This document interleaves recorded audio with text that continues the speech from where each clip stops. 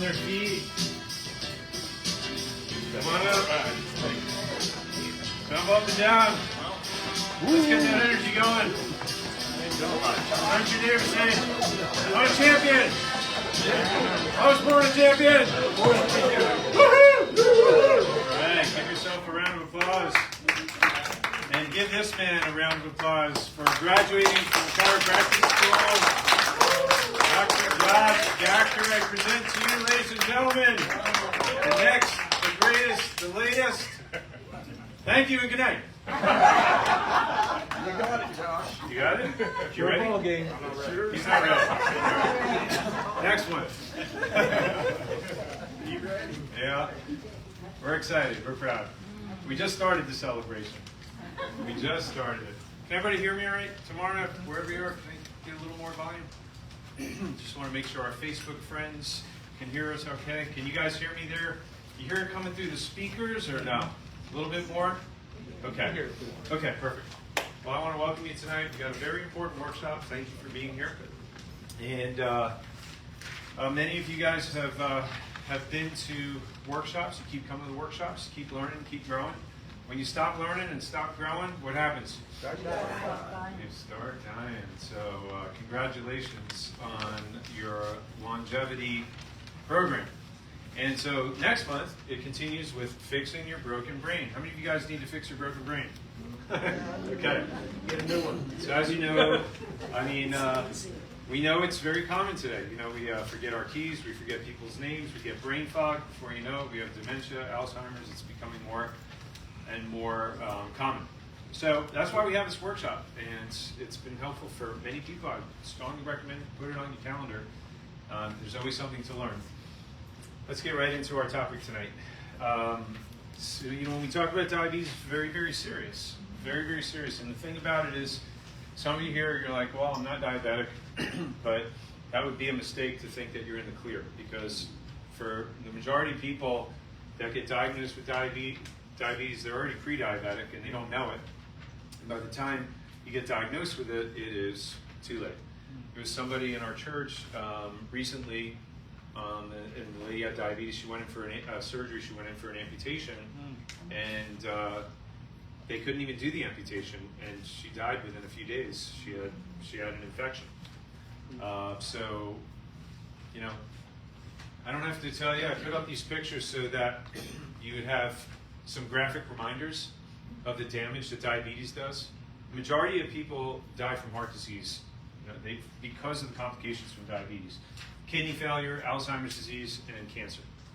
And so these are the big reasons. It's the one disease that causes so many others, right? We know that it cuts about 8.5 years off of a life expectancy. Doctors are telling us today that older patients who take diabetes drugs that actually may do more harm than good. That came from the Journal of the American Medical Association. Insulin and heart failure patients, insulin use is associated with more than 4 times the risk of death. It increased the risk of cancer by 42%. Why do you think that is? Well, think about it. When you are taking insulin, it causes fat storage, and when you have weight gain, it causes more insulin resistance, requires more insulin, and you're basically feeding cancer at that point. And so these are not good solutions long term. Metformin is much more common as far as medication. A lot of people take metformin. Doubles your chances of dying from cardiovascular problems, if you didn't know that. There's no such thing as a safe drug. So the conversations that I've had a lot of times go to the tune of, well, I'm on metformin, they have my blood sugar under control. Okay, that's good, but is that addressing the cause of the problem? No. So there's still a metabolic dysfunction. You're still having sugar, like people are still eating sugar, but they take the metformin to control it. So it starts bringing their fasting blood glucose down, their A1C down, but they're still consuming the things that lead long-term to cancer and what else? Candida, yeast, fungus, dementia. If you didn't know this, dementia is now they call type 3 diabetes, because these are the stages. So there you have it. There's got to be a long-term solution. And the medications, you know, may be important temporarily to get things under control if it's an emergency situation, but we always want to ask ourselves, the longer we stay on these medications, what are the consequences? If you didn't know this, this is really interesting. With your A1C going up, every 1% that your A1C goes up, you increase your risk of 18% of cardiovascular events. Every 1% increase in your A1C, 37% increase risk of eye and kidney disease. And your risk of Alzheimer's is what? Doubled, yeah.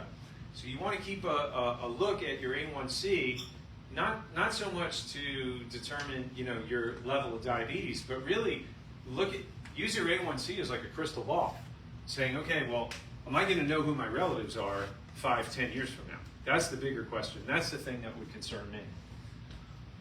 So here's what it comes down to when we look at type 2 diabetes. Here's how it develops, and here's how we reverse it. If you look at the picture on the left, you see a cell. Obviously, the glucose has to get into the cell. You have these little sticks on the outside. Those are little hair-like projections which represent the insulin receptors.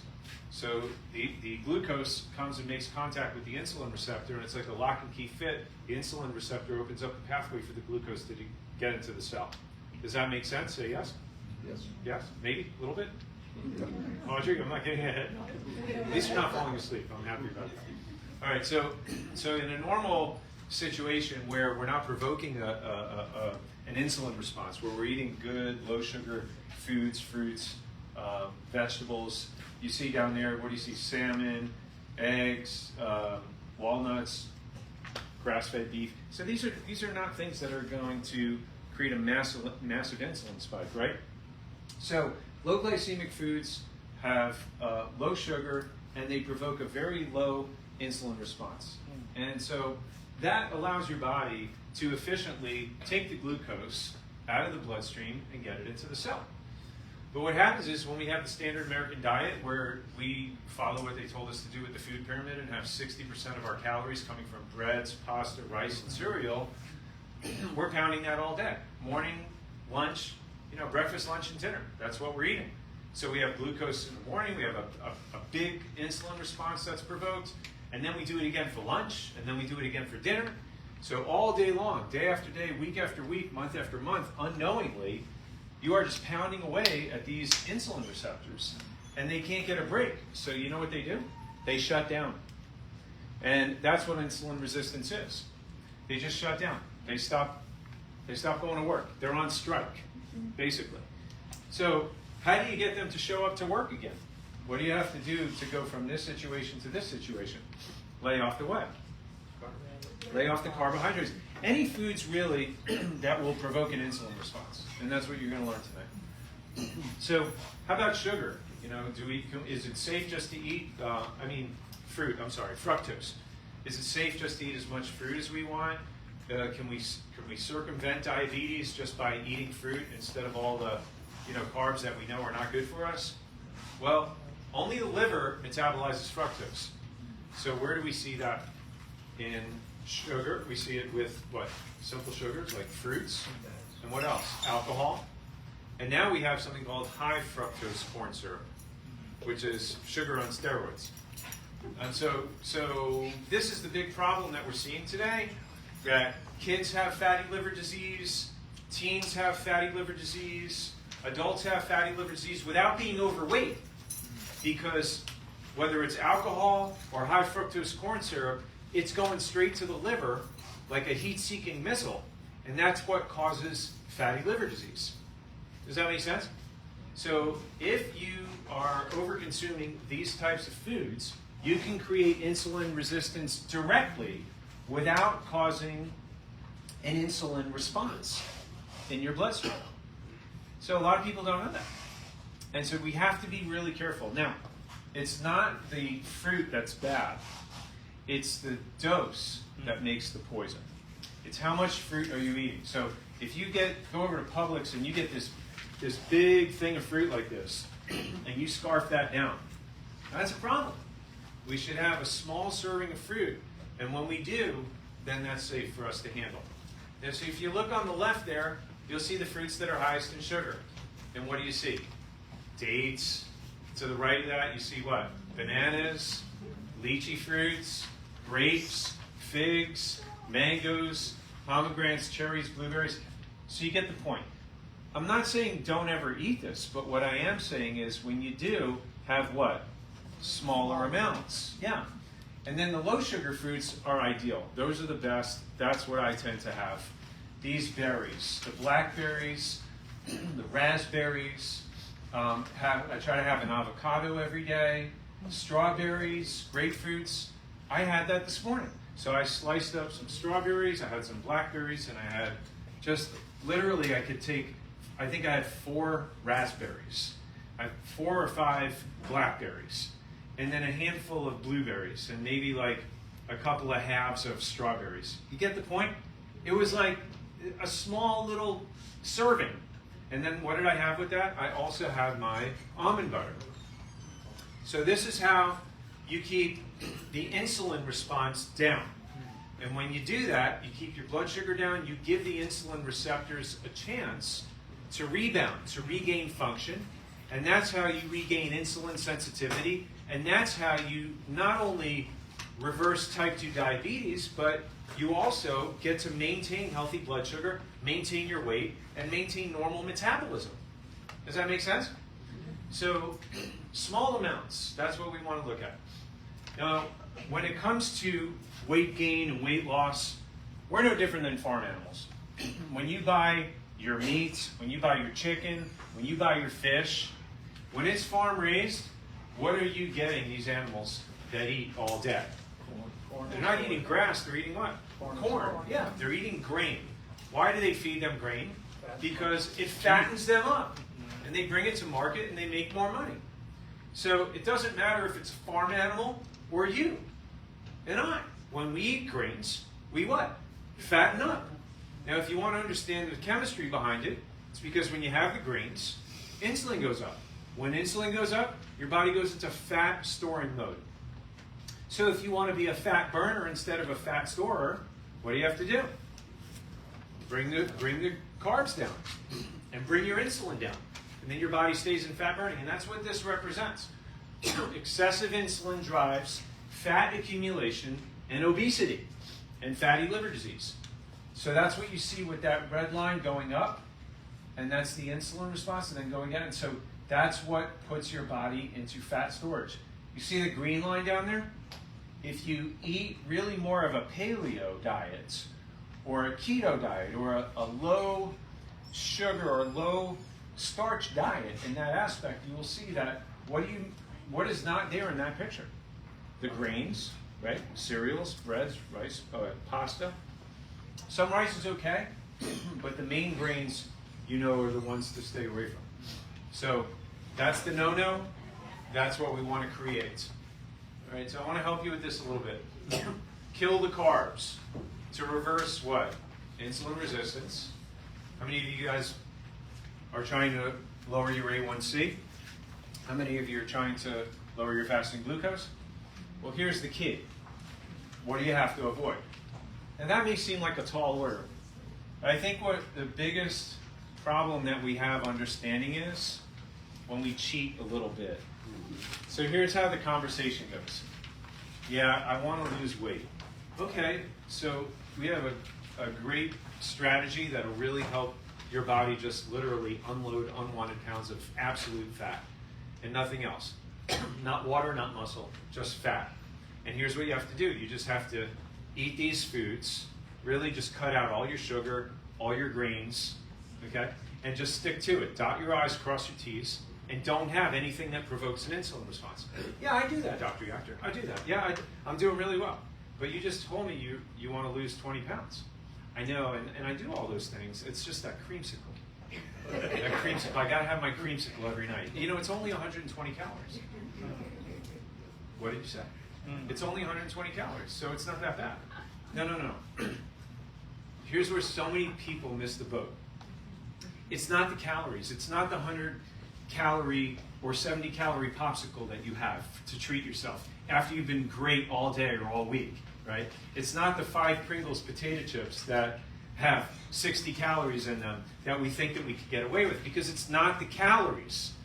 It's the hormonal response that occurs after you ingest those calories. So it's not the calories that make you fat. it's the insulin response that happens from the creamsicle, from the ice cream, from even the little amount, even the 3 or 4 tablespoons that you just took in that tasted so good, that just helped you get your craving, get over the craving, right? What happens after that? Your body says, ooh, I got sugar. Hey, let's pump some insulin into the system. And there, your body goes away from burning the fat to storing the fat. And that's what just crashed the whole program for you. So, is that making sense? It's the hormonal response. And when you can tame the cravings for sugar, the deal is done. The deal is sealed. How long does it take to get over sugar cravings? How about a couple of days? 2 or 3 days. Some of you have been through this with me. You know, after 2 or 3 days, it's gone. Don't even miss it. So these are all things. And then, same thing with alcohol, same thing with the sodas. When you look at these juices, they may look healthy. Don't be deceived by clever marketing. They high fructose corn syrup that's in some of these, condiments and tomato sauces. So I think we kind of get the point. And the thing is, where we get in trouble is where you're not sure what to eat, and then you open your pantry, and then that's all you've got, right? So how do you solve that problem? You go to the grocery store on Saturday or on Sunday when you have time, and you get the right things. And that's all you have. The other stuff, get rid of it, throw it out. When I'm hungry, I don't have sugar. Well, I can't say I don't. My kids, my wife, they have their section in the pantry. But I won't touch it. I won't touch it. Because I can't stand up here and tell you not to do it if I do it, right? So I can't do that. And not even just that, but I don't want to feel my belt tight. I don't want to feel my pants tight the next day. I don't know about you guys, but I don't like walking around with that thing gouging my waist. So it's something that I've learned that I'm going to avoid. And I have my snacks and I have my different things. And I have a grocery list. And you know what? If my wife forgets it, I'll go pick it up. And so if it is to be, it's up to him. If it's to be, it's up to you. Who's responsible for your health? You are. Yeah. So in the end, we could say this, we could say that, but you can create the environment for you to succeed with this, and it starts with your grocery list. I promise you that. So the right pyramid, the right food pyramid, we know that is long gone, outdated. The only industries that this serves is the Food and Drug Administration. The commercial industry, as far as our food companies, and then also on the other end, when people get sick, then we have the drug companies that benefit from it. No wonder why they published this and they taught this to everybody. Hand over fist, all you have to do is follow the trail of green, because none of this makes any sense to our health at all. So what's the base of your diet really should be comprising of?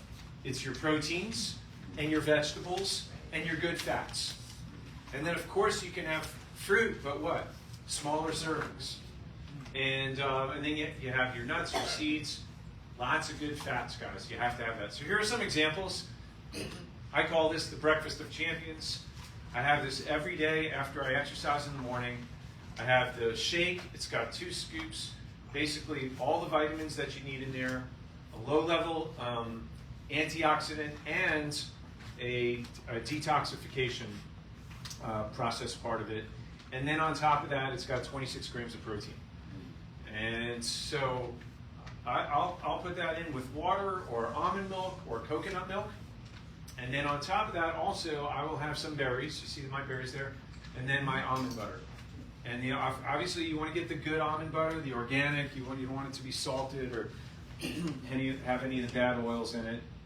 Just look at the label and make sure that you're getting the good stuff. Yes, it does cost a little bit more, but so does the diagnosis and treatment for heart disease and diabetes, right? And this is what we're trying to avoid.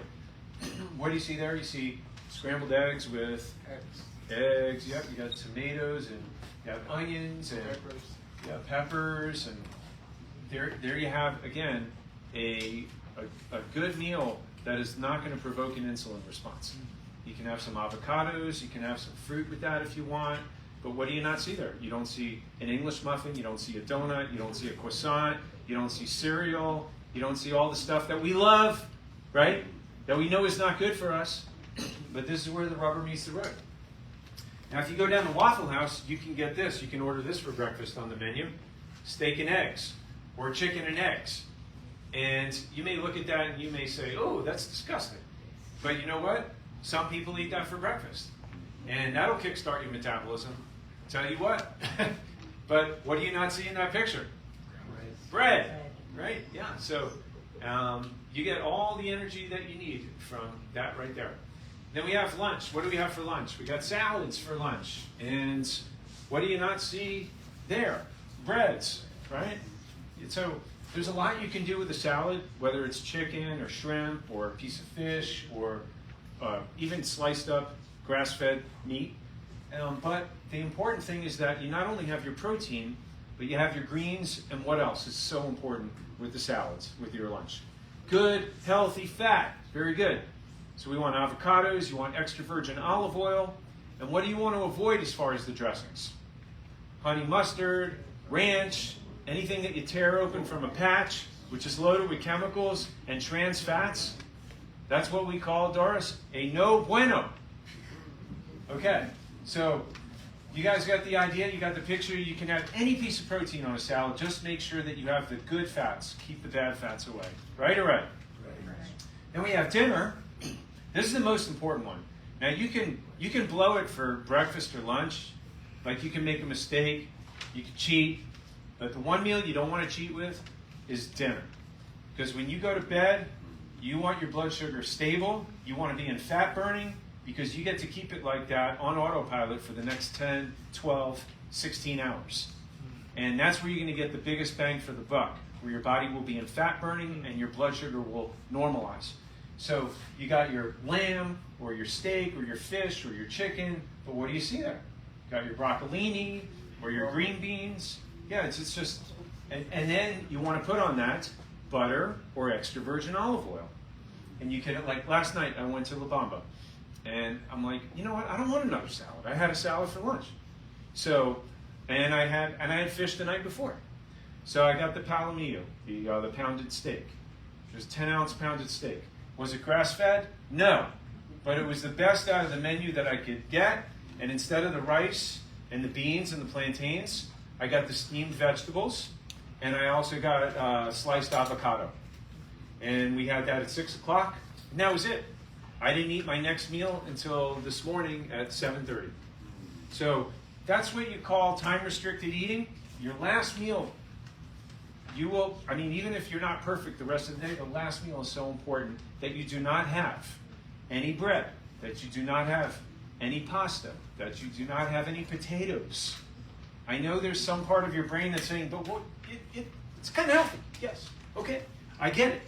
But if you've got blood sugar issues, if you're trying to reverse your, type 2 diabetes, if you've got a heart condition, if you got trouble with your memory, you don't need that. I don't care how healthy that they have said that it is. It doesn't belong in your diet menu choices right now.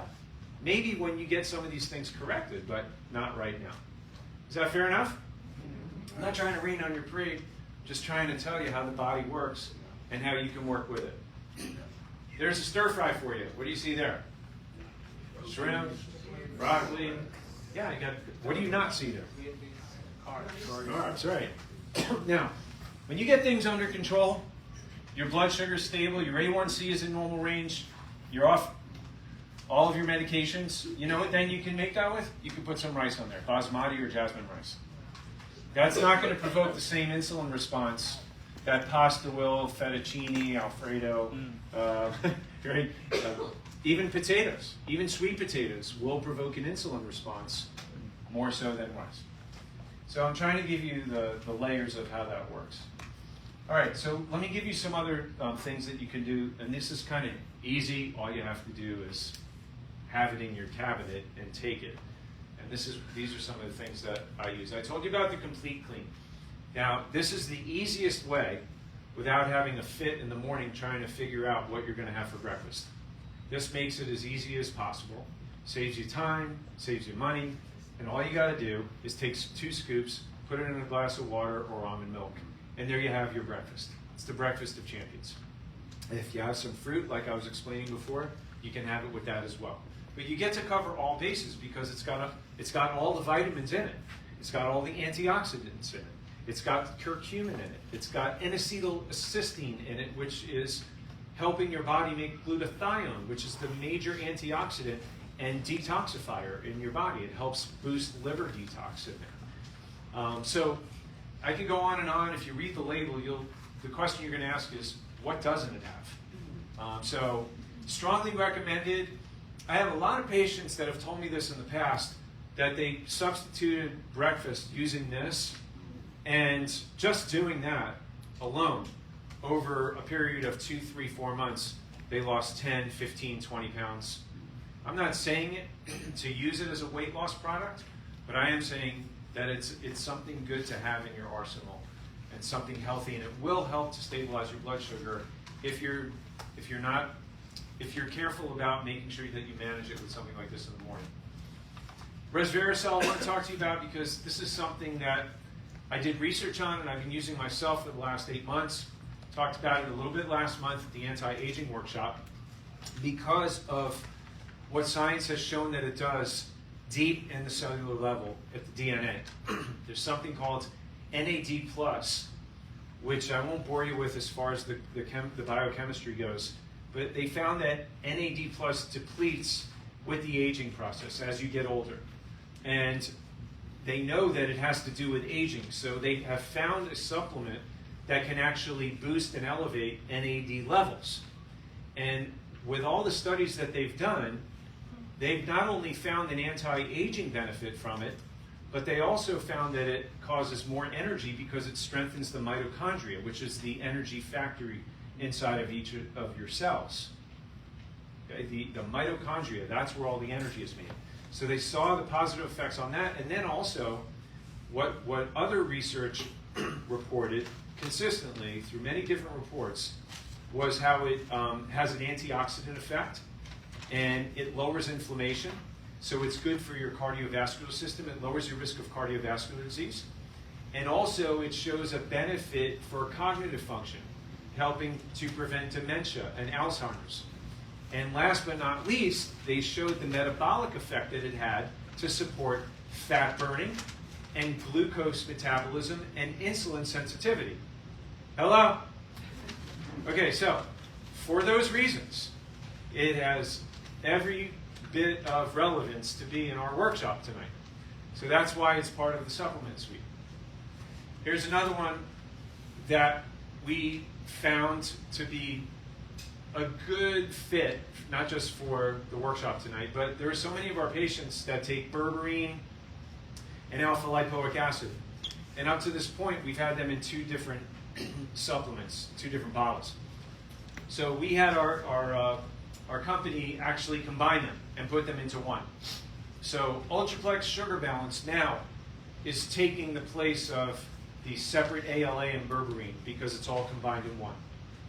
Many of you guys may know that berberine, we know for a long time, has been found to be just as effective, if not more, than metformin at correcting elevated blood glucose. Edna, you know that, right? And insulin sensitivity, glucose metabolism, it supports normal A1C levels. So if you're a diabetic, or you're trying to get your A1C down, or trying to get your blood sugar under control, or if you're trying to prevent any of these things, then strongly recommended that you start investing in this. So this has everything you need with that. And then there's one more. Now this doesn't have the ALA or the berberine.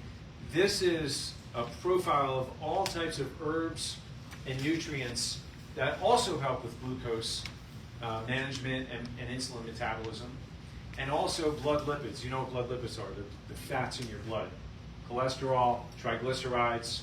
So this helps with that also. But most importantly, to help maintain normal blood sugar control. And so these are different as far as being herbals and supplements that will help to have that same effect. And also, we always recommend this for people who are looking to correct their metabolism. So this is your blood sugar suite for tonight. We give 15% discount only for the workshop attendees on the night of the workshop.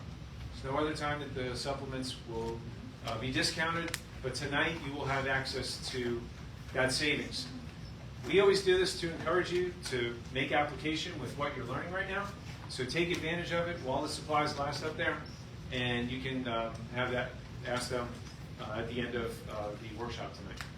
All right, so I want to take a quick mental break here. How are you guys doing so far? You still awake? Yeah. Yes? Chris, you're doing great. I'm proud of you. Normally I have to throw stuff at you to keep your eyes from going. Not tonight. All right. So I want to recognize a few special people here tonight. And these are people who have been flawless, perfect, 100% with their adjusting schedule. And so we want to recognize, we have 3 people here. And, okay, gotcha. Good. All right. So when I call your name, I want you to stand up, and we're going to give you a Medal of Honor. And all right. So the first one is Sage Oates. Everybody, give her a big round of applause. John Patrick. Where's John? Where's John Patrick? Stand up, John. Stand up. Everybody, give him a big round of applause. Where's Graham? Graham Booth. Stand up. Give Graham a big round of applause. Yay! Good job. All right. So I want to thank you guys, and many of you guys have put your best foot forward. I'm really proud of everyone who's doing well with their adjusting schedule, with their own care. If we didn't recognize you yet, not to fret, your time will come. But for tonight, we can only do so much, and we do love and appreciate each and every one of you guys. But congrats to those who are recognized tonight. Keep up the good work, all of you. We love seeing great results. We love it. We know that that's what you guys are here for, but we work hard for that, and we celebrate that. And so here's what I want you to do. I want everybody to stand up, turn, and face the person to your right, and put your hands on their shoulders. And I want you to squeeze. Give them a massage. Give them a massage. Get all that stress out. Good. Karate chop. Good job. Very nice. All right. Turn around. Love your other neighbor. Get that stress out.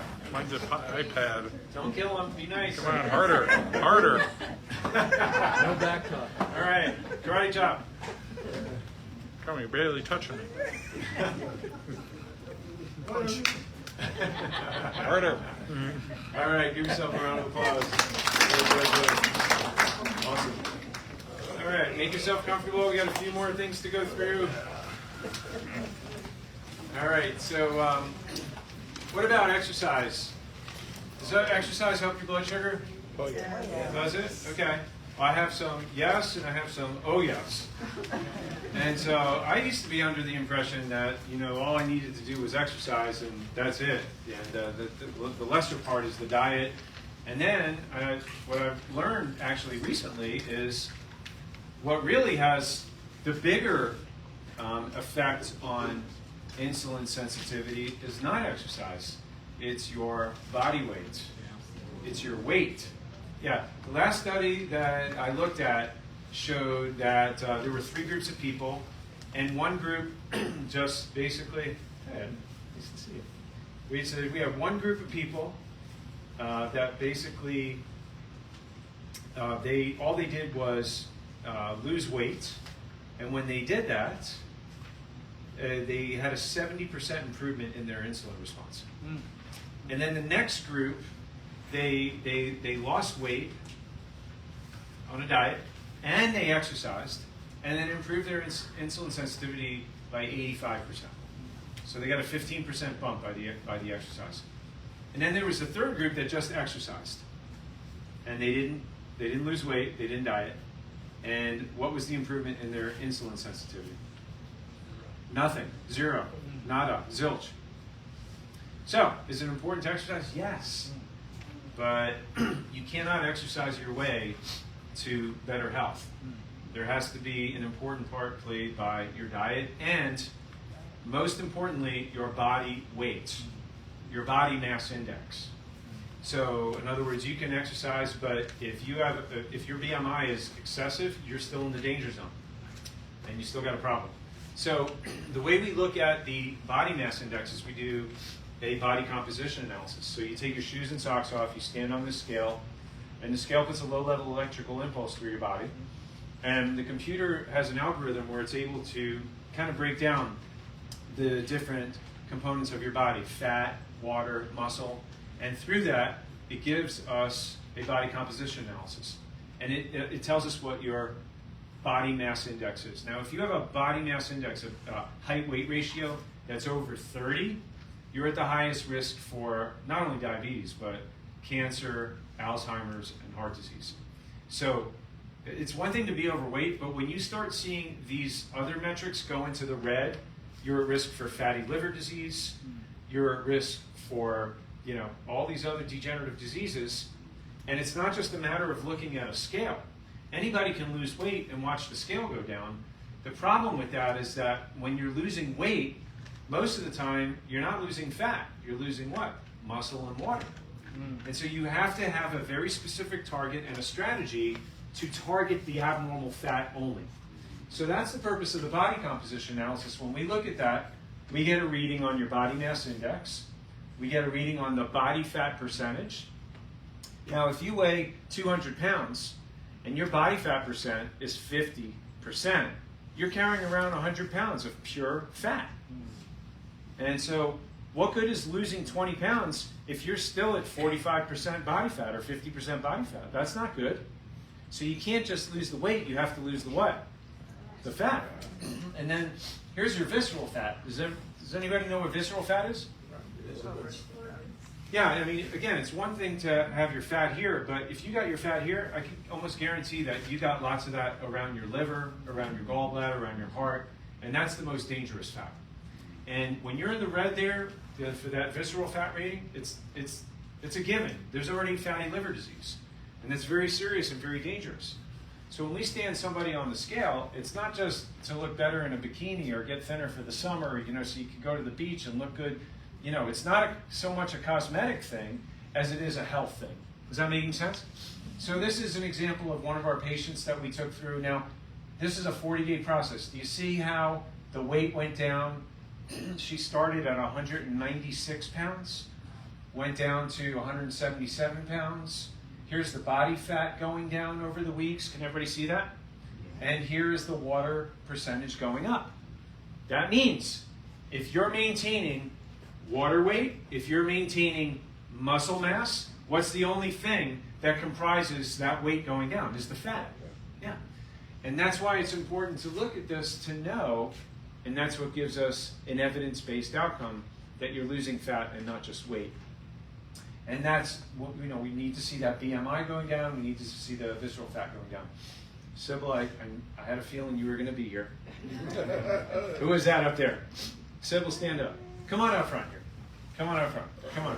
Come on, come on. Just real quick. I want everybody to see. When Sybil started, she was on a walker. She couldn't hardly get on and off the table. Not perfect, but still a work in progress. I want everybody to look at Sybil. And how much have you lost to date so far? 42 pounds. Everybody give her a big round of applause. I want you to be recognized for that because that is amazing. Yes. And that shows determination, it shows courage, it shows commitment. And you know what? You've got a testimony that's inspiring. So I just wanted you to share. You don't have to say anything else. That's it. I won't drag it out of you. Everybody, yeah, isn't that amazing? We're so proud of you. So that was a picture of her a couple months ago, but you see, that was only after 20 pounds in 30 days, and she's kept it going because what we did with her is we helped her in the beginning. We gave her the manual. We showed her what to eat, what not to eat that will keep the body burning fat. We weighed her as the weeks went on. We saw everything going down. She kept a journal, but she stuck to it. And you know what? When she finished the 40 days, not only did she lose 20 pounds, but now she had literally a toolbox, a toolkit that she could use for the rest of her life to keep her weight and her health under control. And that's why she not only lost 20 pounds, she keeps going. She's 40 pounds, so she's got a purpose bigger than just losing weight. She shared with me what she wants. She wants to continue to serve the Lord. She's got a goal, and she's trying to get her health back so that she can do what she knows God wants her to do. And so when you have a purpose that's bigger than yourself, anything is possible. Anything is possible. So that's what we do here. We've done it for thousands of people. You could lose 15 to 30 pounds in 30 days. We give you a guarantee. If you don't lose at least 15 pounds within the 30 days, we put you through another program at our expense. But I mean, it's guaranteed. There's no way that you cannot succeed if you do exactly what we show you to do. There's a plan. We supervise you. We hold your hand. You have follow-up appointments. For those of you guys who know, Deborah does this, and she's done hundreds of these.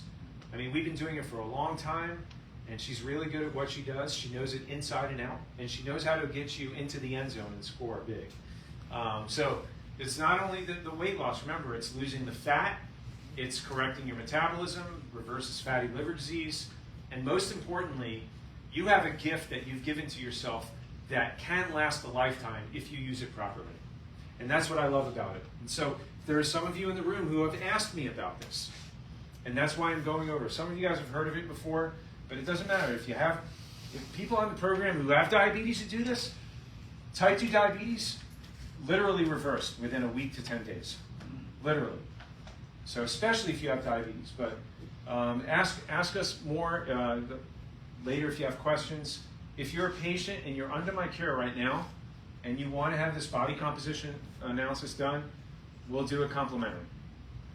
All right? If you're under care, we're happy to do that for you. So that's it. So just ask, and they can make the appointment for you before you leave.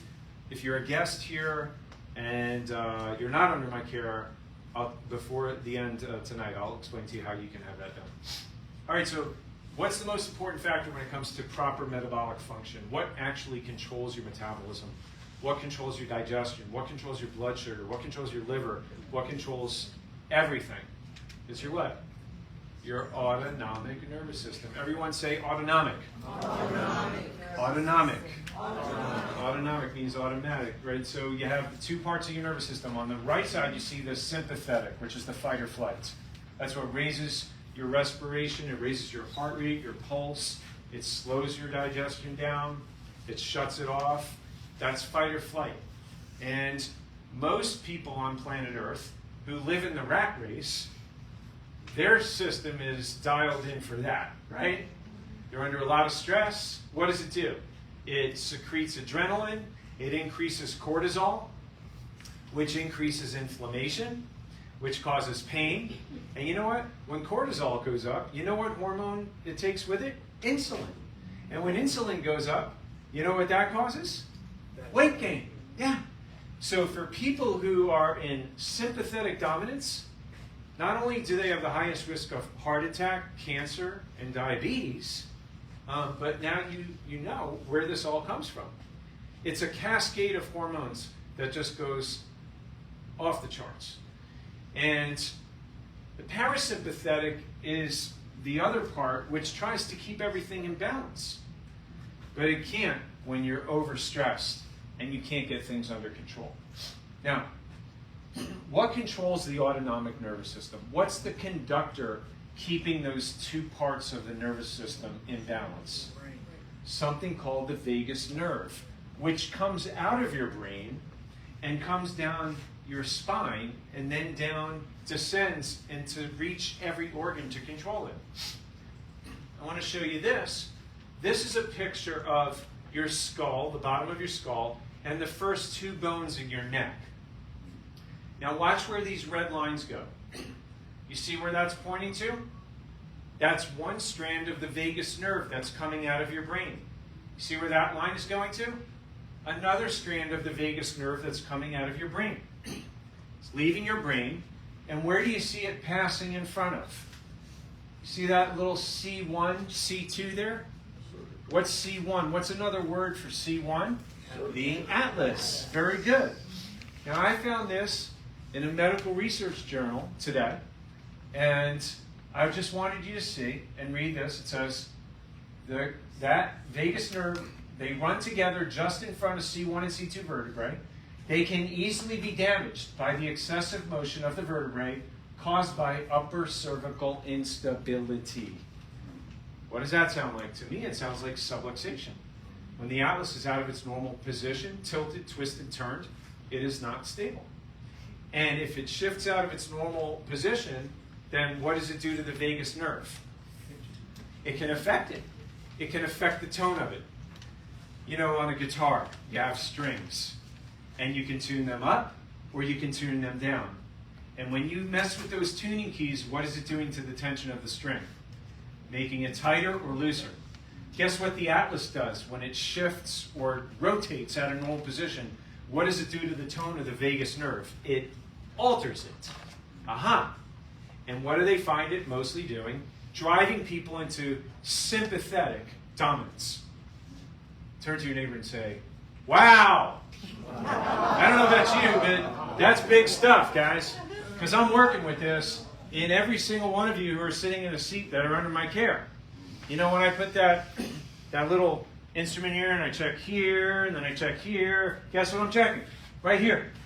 The nerves that leave your brain and go down to control every organ in your body. Don't you want that working the way it's supposed to? Yes, because when you came in, it wasn't. So we call that subluxation. What is it called? Subluxation. When the bone shifts out of alignment and it kinks that top bone and it messes with your vagus nerve. And what does it cause? Nerve physiological damage. So here's another thing that can alter the tone of your vagus nerve. What is this called? Posture. Posture. Forward head posture. Wow. Again, from the medical literature. What does it say? The progressive nature of cervical instability leads to a breakdown of the cervical curve, resulting in destructive forces being placed on vital neurological structures, including the cervical spinal cord and vagus nerves. How many of you guys have been doing your home care? I'm losing eye contact now. That's okay. All right, so this is why we have the conversation. You know, nobody's perfect, not even myself. So we're good with our home care, and then we slack off, and we're good with it, we slack off, and we mostly feel like we're doing it to make our back and our neck stronger. But don't you know that good structure determines good function, right? Because if you got a back or a neck problem, it ain't just a neck or a back problem. It's a health problem, and this is why we have you doing things that will help you hold your adjustment and help keep the pressure off those delicate neurological structures. Is this making sense? Yeah. This is the true benefit. This is the true value of lifetime chiropractic checkups, lifetime adjustments. It's not for me, it's for you. I go every Monday. Just like some of you guys come every week, you come every 2 weeks. You do this so that you can have your nervous system functioning at 100%. How many of you guys want to be at 100% of your God-given potential? And not 1% less. Can you imagine if we lived on a planet where every man, woman, and child had their nerve system functioning at peak performance, that their body chemistry was functioning properly, that they were happy, that they were healthy, they'd be nicer, they'd be more joyful, they'd be better drivers.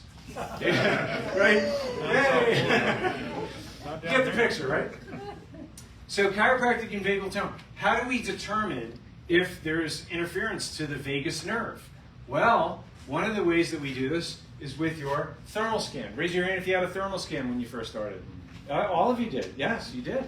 And when we look at that in the beginning, you better believe we're going to check up on it again.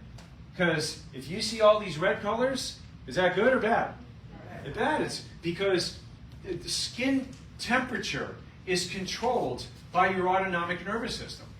And so we know this now. Research has shown this. So we can detect if there's autonomic imbalance by using thermography.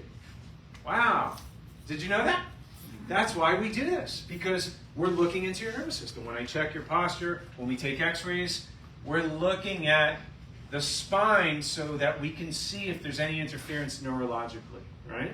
That's pretty important if you want to regain your health. You know, if you're trying to improve your diabetes or your heart condition or your memory or your energy, whatever it is, if you're trying to regain your health or improve your health, it is impossible to do that without positively affecting the one thing, the one system that controls all of that. Right? It's insane to think, how could you keep treating parts of the body? How could you keep changing light bulbs if you don't go to the circuit breaker and make sure all the circuits are on? Hello? Am I making sense? Yes. Okay. So chiropractic and vagal tone. A healthy autonomic nervous system, they found after the correction of vertebral subluxation. Look at what they said. Decreased heart rates from the adjustment. Some of you in here have noticed that your blood pressure has improved and your doctors have reduced your blood pressure medication since you've been getting chiropractic care. What I'm talking about is the reason why this is happening. I don't mean to get so geeky and bore you with the anatomy and the neurology and all the details, but this is the reason why. You feel better, you sleep better, your blood pressure is better, your health improves on so many different levels because your nervous system is what's controlling that. So what causes vertebral subluxation? What can cause the vertebrae to shift out of alignment? Stress? What kind of stress? Yeah, car accidents, slips, falls, trips, sports injuries, mental stress, absolutely. And what else? Physical stress. Chemical stress. How about toxicity, right? Yeah, these are stresses as well. Is it possible to have vertebrae shifted out of alignment in your neck or your back and not feel it, not have any pain? Yes. Absolutely. Totally possible. It's more common than we think. And it's rare for me to find somebody who comes in for an initial evaluation, whether they have pain or not, to have a normal spine. That's like going to the dentist for the first time in your life when you're 50 and them not finding cavities. Right? You should be having regular spinal checkups as early in life as possible. That's how you prevent problems. And I'm not telling you anything you don't already know, but I am saying that this is the most important thing for you to build your foundation on with your health. So what are the benefits of healthy vagal tone? Getting regular adjustments. What do you see on the left? Calm and peaceful mind, positive mood. You don't have to meditate to do that. You just get an adjustment. You get off the table, you feel more relaxed, don't you? Good digestion and bowel movements. Healthy pulse rate and blood pressure. And for the topic of discussion tonight, what does it say in the lower right? Healthy blood, sugar, and body weight. Yes. So we're working with the nervous system, which controls the cells, the metabolism, and everything else. So what does chiropractic have to do with blood sugar? I think we've answered that question, but some of you have heard the story. I had a patient walk in, and she was bent over like this, and I thought she just had a back pain. And I took her and I got an x-ray, and it turns out that she had subluxation. She had this bone out of alignment in the middle back, and that's what I saw in the x-ray there. And I adjusted her, and then an hour later, I found her passed out in her car, out in front of my office. And I went in my office, and I got some orange juice, and I put it on her lips, and I came back out, and she started coming to, and I thought I saved her. I thought that was the end of it. Well, the ambulance came, took her away. The next day, she walks into my office, and she comes over and gives me a big hug. I said, "How are you doing?" She said, "I haven't slept that good and felt that good in 40 years. Can I have another adjustment?" And I said, "Yes, but I found something on your x-rays when I went back and studied because I was concerned after you passed out. I thought you got a good adjustment." She walked in like this. She walked out of the office straight. I thought I helped her. Well, when I took her over to the x-ray, I showed her that the middle part of her back is where the nerves branch off and go to the stomach and the pancreas.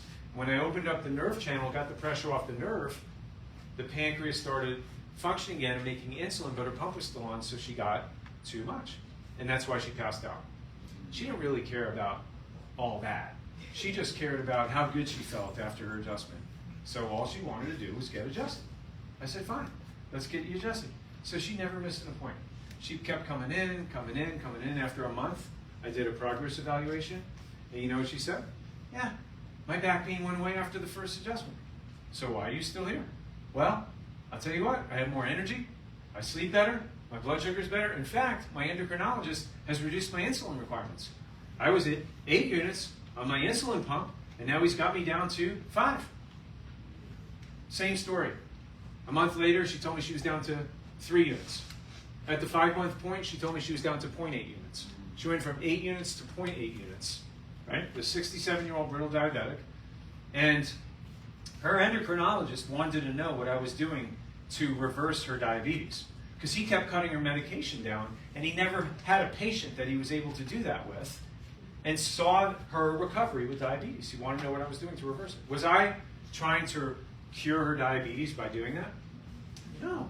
What happened? When I made that adjustment, what did I do with the adjustment? What did I do?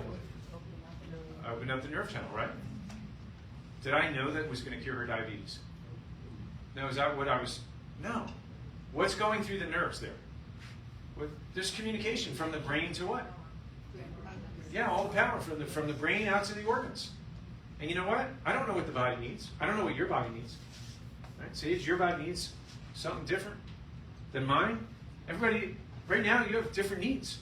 There's an amazing intelligence inside of each one of us that knows what your body needs, where it needs it, how much of it it needs precisely. The same intelligence that was smart enough to create the living universe that gave you life is inside of you. And that's what uses your nervous system to control all the functions and harmonize and coordinate all the functions that you need exactly the right way that you need it. I don't know more or better how to do that. Do you? Do you know any doctor that has more intelligence than the power that animates the living universe? No. So I can tell you this with 100% certainty. 100% of the time. If I open up my fingers, based on the law of gravity, is this remote going to go sideways? Is it going to go up? Or is it going to go down? Down, because it's a law. Do you understand that? I understand that. Do you understand that anytime I make an adjustment and I open up a nerve channel, that your body will function better and heal better? Not sometimes, not maybe, not I hope. 100% of the time. Right? That is a law, because your nervous system controls everything. As long as we adjust you in the right place at the right time, and you're coming in on the right schedule, there's absolutely no way that as you get older, you cannot get healthier. You will, mark my words. I've been doing this long enough, I can show you as many files you want to see, as many x-rays you want to see. You do your part, I do my part. I can promise you, your future is bright. That's why you're here. So, this is why we do what we do. We don't guess, we test. This is why when you're on a maintenance plan, some of you guys have been here for 2 years, 5 years, 10 years, 20 years. You've come to 100 workshops, because you're always learning, you're always growing, and not just with your mind, but also with your spine. And did I share some new things with you here tonight? Right? You're always learning. I know some of it's new to you guys, but that's what's going to happen. As time goes on, you're going to look back and you're going to say, wow, like Cheryl, what you said to me last week, I didn't know how bad I was, like, when I came in here. Like, I probably wouldn't be alive. And you said it, what else did you say? It hasn't just helped you physically, it's helped you mentally too. It changes everything. You just have to give it what? Time. You have to be patient. Your healing will continue. You have to do your part. Now, for those of you who are on a plan, you're going to know that we're going to constantly be doing progress evaluations. You'll see that. We stay on schedule. We have rhythms. We have everybody, including myself. We do it. But for those of you who are guests who haven't had your spine checked, and you want to do that, that probably seemed like a good idea at this point, right? Some of you have symptoms, you have headaches, you have neck, back pain, whatever it is, whatever ailment you have, you want to see if there's something that's traceable back to your spine. Well, very often a thermal scan and an x-ray can find out the cause, the source, and the root for that health issue, that ailment. But even if you don't have any symptoms, it's just like going for a prostate exam or a mammogram. Very often we'll find things that we can correct and prevent horrible problems from ever rearing their ugly head. What is that worth, right? So you learned some important things tonight. The way to make application with what you have learned, if you don't have a chiropractor or somebody to check this for you, is to make an appointment to see me, and we'll do a consultation. I'll take a history, and then we'll do an evaluation where we do the thermography. We check your posture, and then we'll do X-rays. And normally we'll do this, and it's over $500 worth of service. And then if you want to have the body composition analysis done, that's part of that as well. So it's well over $600 worth of service. For the guests tonight, it's only $150. And so you're welcome to take advantage of that. That's full, comprehensive evaluation for your nervous system and your spine, the X-rays included, as well as the body composition analysis for $150. Now again, so the appointment has to be made tonight. So see Deborah or Tamara. If you're a guest in here and we haven't done this for you, you don't want to leave before seeing them. For those of you guys who need anything else, any of the resources, the supplements that we talked about tonight, you can see them before you leave. There's limited supplies, so make sure you get what you need before you go. Thank you so much for coming tonight. I love and appreciate you guys. God bless.